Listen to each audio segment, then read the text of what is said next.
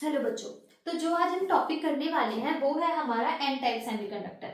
अब मैंने last video में ये बताया था कि जो एन टाइप सेमीकंडक्टर है वो कैसे बनता है। जब हम पेंटावेलेंट इम्प्योरिटीज, जिसको हम बोलते हैं डोनर इम्प्योरिटी, उसको हम क्या करते हैं, उसके साथ कंडक्टिविटी इंक्रीज करवाने की कोशिश करते हैं। तो मतलब हम अपने सेमीकंडक्टर में क्या करेंगे, इम्प्योरिटी पेंटावेलेंट को जब ऐड करते हैं तो क्या बनता है हमारे पास, एन टाइप सेमीकंडक्टर।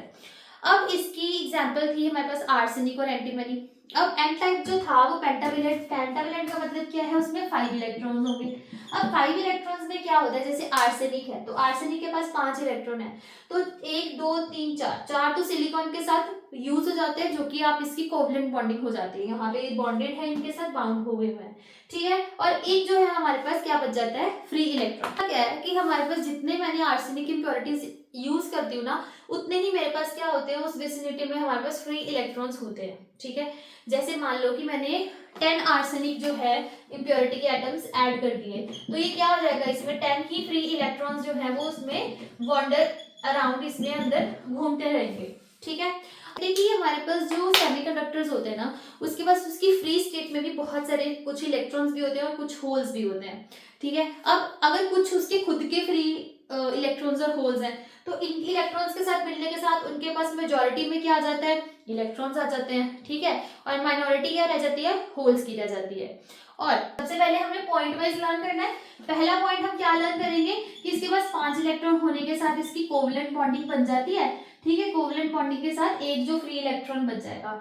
फिर तुम लिखोगे कि जितने नंबर ऑफ इम्प्योरिटी के होंगे उतने ही हमारे पास क्या होंगे, फ्री इलेक्ट्रॉन्स होंगे, ठीक है। फिर तुम लिखोगे कि हमारे नॉर्मल टेम्परेचर पे भी क्या होते हैं इनके पास, it contain some electrons and holes, ठीक है। और थोड़ी सी थर्मल एजिटेशन देते हो तो उसमें से क्या हो जाते हैं, ये सारे ऊपर अपने वैलेंस से कंडक्शन में चले जाते हैं। और उसके बाद कौन सा लिखोगे पॉइंट, अब कहते हैं कि इनके पास जो ये हमारे पास फ्री इलेक्ट्रॉन्स होते हैं ना, इनके साथ बनते हैं एन टाइप एक्सट्रिंसिक सेमीकंडक्टर। अब ये क्या होते हैं ना, इसमें इसको अंदर ही घूमेंगे, मतलब इसमें थोड़ी सी बहुत small amount of energy around 0.5 electron volt. अब सिलिकॉन एटम जो होता है ना हमारे पास, वो क्या होता है, बहुत ही ज्यादा डाइलेक्ट्रिक कांस्टेंट उसका हाई होता है, ठीक है। सिलिकॉन डाइलेक्ट्रिक कांस्टेंट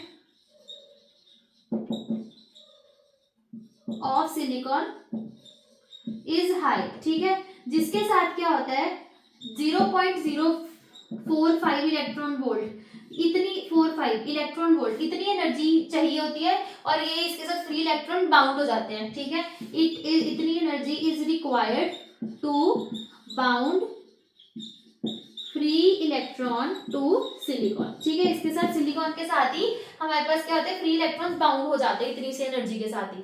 और फिर ये ऐसे अपीयर होते हैं कि जैसे हमारे पास, जैसे ये वैलेंस बैंड है ना और ये कंडक्शन बैंड है, तो हमें ऐसे अपीयर होता है कि ये जो सारे इलेक्ट्रॉन्स एक लाइन में यहाँ पर डोनर एनर्जी लेवल बनाकर बैठे हुए हैं। तो इसमें क्या होगा कि हमारे पास इलेक्ट्रॉन्स अगर यहाँ से भी जाते हैं, ठीक है, दूसरे यहाँ से भी अगर हमारे पास इलेक्ट्रॉन्स की जरूरत है वो यहाँ से भी जाते हैं, तो हमारे पास क्या हो जाता है, यहाँ से जो कंडक्टिविटी होती है वो हमारी क्या हो जाती है, इंक्रीज हो जाती है। और ये होता है केस हमारा एन टाइप सेमीकंडक्टर का। तो आपको बस यही 4-5 पॉइंट्स जो है वो लर्न करने हैं, और यही पॉइंट्स अगर आप लिख देंगे तो आपका पूरा आर्टिकल इसमें कवर हो जाएगा। और ये डायग्राम बना देंगे, ये दोनों डायग्राम जो है वो बहुत इंपॉर्टेंट है।